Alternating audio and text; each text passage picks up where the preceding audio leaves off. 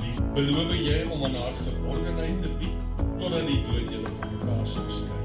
Beseën, mag hierdie beloftes wat julle afgelê het, toe ons praat van die ring as 'n ronde sirkel.